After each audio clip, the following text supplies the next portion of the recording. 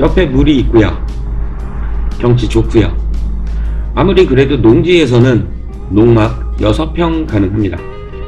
근데 물 좋고 경치 좋고 임야니까 가격은 좀 더 싸고, 뭐 이런 토지에서는 산속에 쉼터를 15평까지 지을 수 있습니다. 저도 종종 농막지를 소개해 드립니다. 뭐 농막지 할 만한 자리 찾아도 다니고요. 근데 농막은 6평이라는 제한이 있습니다. 아무래도 다소 협소하죠. 그렇기 때문에 층고를 높여서 복층으로 짓는 경우도 있고요. 또 바닥 면적이 협소하니까 좀 더 크게 써보겠다고 데크도 설치하고요. 하면 관계기관에서 철거하라고 압박을 주기도 합니다. 불법인 거죠. 그리고 농막을 세컨하우스처럼 쓰고 싶으신데, 그래서 잔디도 좀 깔고 싶은데 잔디를 깔면 불법입니다. 뭐 잔디도 조경용과 매매용이 따로 있다고 합니다. 그래서 재배 방법이 다르다고 하고요. 뭐 요즘은 시골도 다들 바삭해서 물 좀 끼고 환경 좋으면 좀 뭐 분할을 해서 농막지로 좀 다듬어서 매매를 하고 그렇게 합니다. 물론 업자들이 더 많죠. 그럼 여기서 한번 반문을 던져 보겠습니다. 왜 농지만 생각할까요? 산 이런 곳이 더 넓고 경치도 더 좋은데, 잠은 자답을 한다고 하면 조건이 어려워서 뭐 큰 땅이 필요로 해서, 산지관리법을 보면 임업인에 대한 정의도 없고요. 산지관리법 시행령을 봐야 임업인에 대한 정의가 나오는데, 그것도 크게 뭉뚱그려 놔서 디테일하게 짚어보지 않으면 정말 큰 땅이 필요한 걸로 그렇게 생각을 하게 만듭니다. 그래서 저도 좀 물음표를 가지고 산지관리법 시행령 그 아래 이런저런 법률들을 좀 검토하고, 그 과정에서 제 나름의 정의, 제 나름의 생각, 뭐 제 나름대로 정리를 좀 해서 영상으로 한번 짚어보려고 합니다. 산속에 분명 15평까지 쉼터 지을 수 있습니다. 산 좋고 물 좋은 곳에 지을 수 있고요. 그럼 15평 쉼터를 어디에 어떻게 누가 지을 수 있는지 한번 따져보도록 하겠습니다. 산속에 짓는 쉼터, 정식 명칭은 산림경영관리사고요. 어디에 짓는가? 이 물음표의 답은 임야입니다. 흔히 이야기하는 임야, 결국에는 산이죠. 산속에 짓습니다. 누가 짓느냐? 임업인이 짓습니다. 그러면 임업인은 또 무엇인가?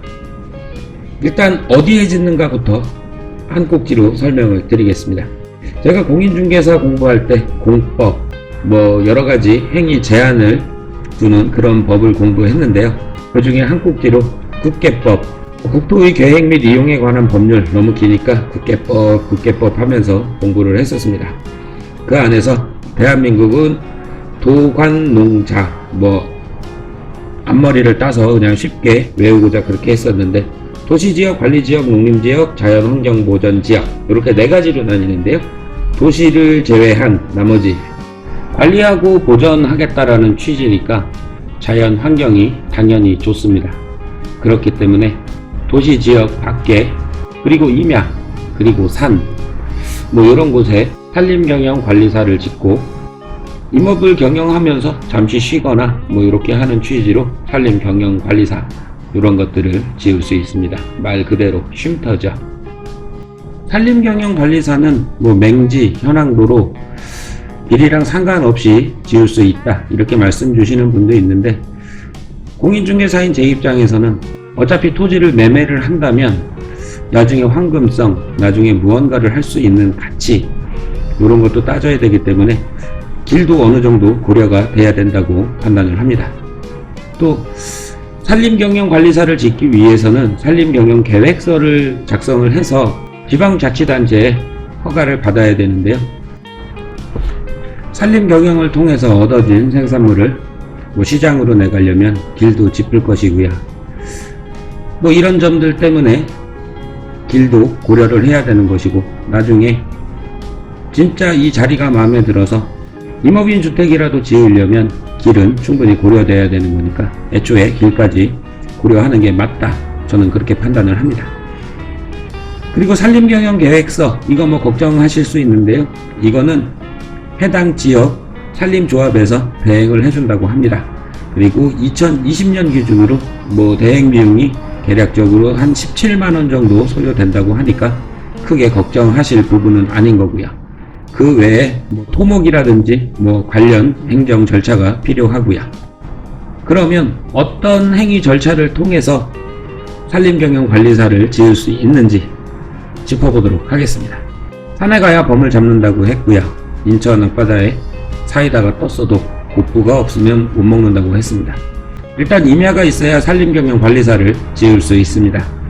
농지에 짓는 농막, 가설건축물입니다. 임야에 짓는 산림경영관리사 또한 가설건축물입니다. 그래서 길 크게 짚을 필요 없다 이렇게 주장하시는 분도 있는데 저는 그건 아니라고 생각을 합니다. 토지가 있고 그 다음에는 임업인이 돼야 되는데 와 영상 보면 살벌합니다. 뭐 임업인의 범위 일단 1항 3헥타르 이상의 산림에서 임업을 경영하는 자 1헥타르가 10,000제곱미터 평수로는 3,025평입니다. 얼추 9,100평 남짓하는 토지를 가지고 있어야 임업인이 될 수 있다. 거기에서 경영을 해야 된다. 1년 중 90일 이상 임업에 종사해야 된다. 이거 설렁설렁 다니는 거 아니고요. 뭐 임업회사나 이런 데에서 뭐 급여를 받든 증빙을 해야 되는 거고요. 연간 판매액이 120만원 이상 임업 경영을 통해서 나오는 금액이 뭐 이것도 수월한 거 아니고요. 다들 산림조합법에서 산림조합원으로 들어가는 거 뭐 이게 최고 쉽다고 하는데 이렇게만 보면 큰 토지를 가졌거나 상당히 까다롭다 이렇게 생각할 수밖에 없습니다. 저 사항을 통해서 산림조합원이 되는 거고요. 임업인 자격을 갖추면 됩니다. 이제 임업인이 되신 겁니다. 이제 산림경영계획서 작성하셔야 됩니다. 그런데 이거 산림조합에서 대행해 줍니다. 대행 비용은 아까 약 17만원이라고 말씀을 드렸고요. 산림경영계획서 작성해서 지자체에 허가 받으면 됩니다. 근데 지자체마다 해석하는 범위가 상이하니까 요거는 지자체하고 잘 맞춰야 됩니다. 그래서 길까지 짚어서 가는 게 더 좋다. 저는 그렇게 판단을 하고요. 이제 지자체의 허가를 받았으면 토목하고 건축 행위만 남았습니다. 어쨌든 가설건축물이고요. 그렇기 때문에 건축법에 따르는 건축허가 또는 건축신고 대상이 아닙니다. 그래서 산지 전용 별도로 필요 없습니다. 산지 일시사용 신고로 건축이 가능합니다. 건축법에 따르지 않고요. 가설건축물이고요. 산지 전용 필요 없이 산지 일시사용 신고만으로 건축이 가능하다. 아주 특혜죠. 농막은 6평입니다. 하지만 산림경영관리사는 부지 면적이 200제곱미터 미만입니다. 당연히 주거공간이 아니어야 하고요. 그리고 200제곱미터의 25% 이하일 것. 200제곱미터의 25% 그러면 50제곱미터고요. 50제곱미터를 다시 평으로 환산하면 15평 나옵니다.